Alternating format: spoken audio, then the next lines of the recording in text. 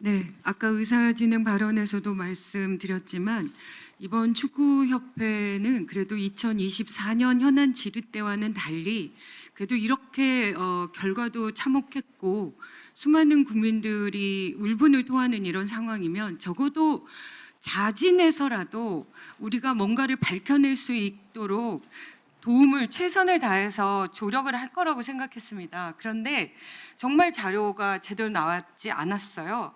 그래서 저희가 그래도 구했던, 그러니까 예를 들면 업무 추진비요, 2024년, 2012년 이미 그런 업무 추진비가 잘못 사용된 것에 대한 논의가 계속 있어 왔고, 2024년에는 증인 정몽규, 증인 홍명보 이런 분들이 다 현장에서 그런 문제 제기를 다 들으셨을 거예요. 알고 계시죠?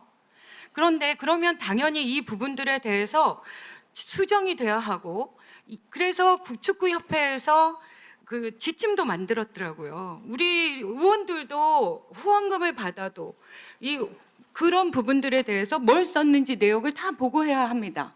그런데 여기는 보고했다는 얘기도 없고 좀 달라고 해도 주지 않고 어느 곳은 다 지우고 주고, 그나마 우리가 좀 덜 지워진 것을 받아서 확인을 해봤더니 이 증인 홍명보 증인은 2년 동안 거의 3,742만 원의 업무 추진비로 썼고요. 그 과정의 중간에 그 자택 근처에서 37%인 1,408만 원을 지출을 했습니다. 그러면 이 부분들에 대해서 저희가 보도가 나갔더니 아까 증빙 자료를 반박문을 내시고 그 안에 증빙 자료를 제출하겠다 이렇게 돼 있었기 때문에 제가 얘기했는데 이제 아무것도 가져오시지 않았다고 하고, 그럼 결국은 반박문 안에 코치가 가까이 살았고 그래서 사적으로 쓴 거 없다 이렇게 얘기하시는데, 지침을 보면요. 지침은 왜 만듭니까? 지침을 지키지 않으려면. 지침에 이렇게 나와 있습니다. 제한, 사용 제한, 휴무일, 밤 11시부터 아침 7시, 자택 근처, 관할 구역을 현저하게 벗어난 원거리 지역 이렇게 돼 있어요. 그런데 증인 홍명보의 그 내용들을 보면은 어린이날, 현충일, 광복절 이럴 때도 쓰셨어요. 근데 그런 거가 옳지 않잖아요. 의원님, 제가 아까 좀 오해를 했는데요. 제가 협회에 있는 법인 카드를 쓴 내역은 제가 없었는데, 제가 그동안 같은 장소에 쓴 제 내역은 가지고 왔습니다. 그거를 제가 아까 잘 이해를 못해서 그런데 제가 지금 가지고 왔습니다. 좀 이따 자료 제출하겠습니다. 네. 그리고 축구협회도 그러면 그거 제출해 주셔야 되는데 아까 없다고 하셨던 거고요. 이따 오후에 다시 확인하겠습니다. 그럼 축구협회도 마찬가지입니다. 지금 그렇게 지침을 해놨으면 이 부분들을 검토해야 하고, 분당교에서 사용됐으면 그것이 어떻게 사용됐는지, 제대로 사용됐는지, 아니면 소명서 제출하도록 돼 있기 때문에 그런 부분들을 확인해야 되지 않습니까? 어디 가서 누구랑 만났는지 그걸 알 수도 없고, 그럼 전부 음식점에 가서 뭘 썼는지, 그리고 우리가 하나 확인한 것도 모모베베라는 아동복점에서 330만 원을 썼어요. 사실은 이게 아동복은 이 대상이 아닙니다. 법인카드를 쓸 수가 없는 거예요. 그런데 해명이 어떻게 왔는지 아십니까? 정명규 증인도 들으셔야 됩니다. 이게 축구협회에서 온 거예요.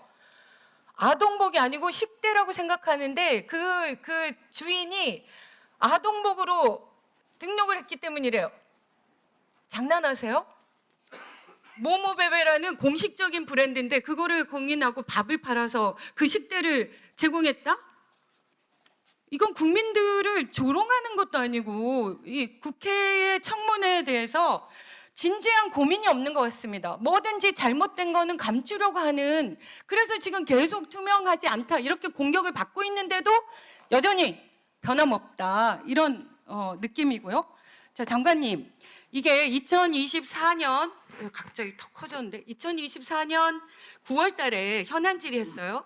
근데 9월 달 현안 질의가 24일에 있었는데요. 그 전에 9월 11일 날 문체부에서 시정 권고가 들어갔습니다.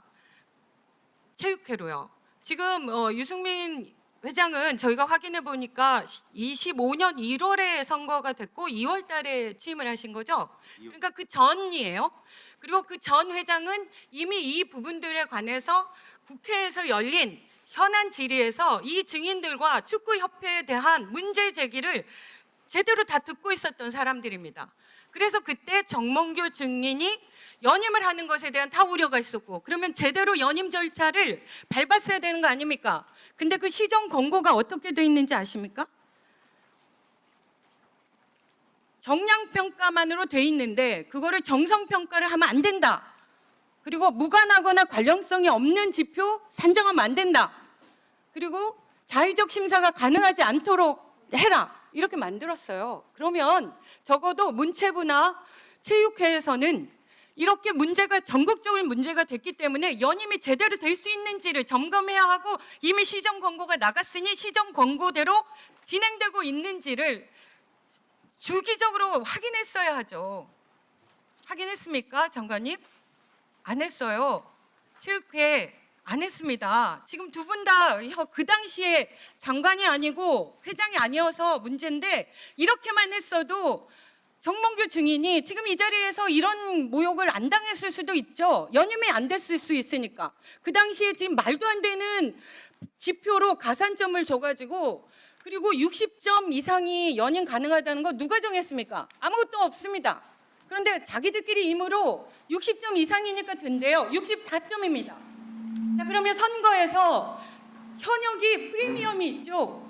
그러면 연임은 더 엄격하게 해야 되는데 100점 중에 그 모든 것을 다 가지고 계신 분이 64점을 받았어요. 이거는 낙제점이죠.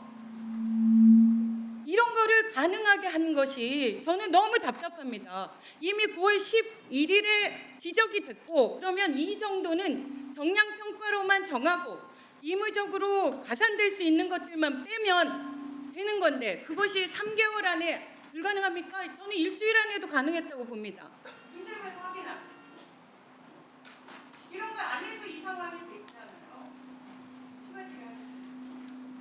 네, 수고하셨습니다. 네, 다음 질의 최민희 의원님 신분 이어가 주시기 바랍니다.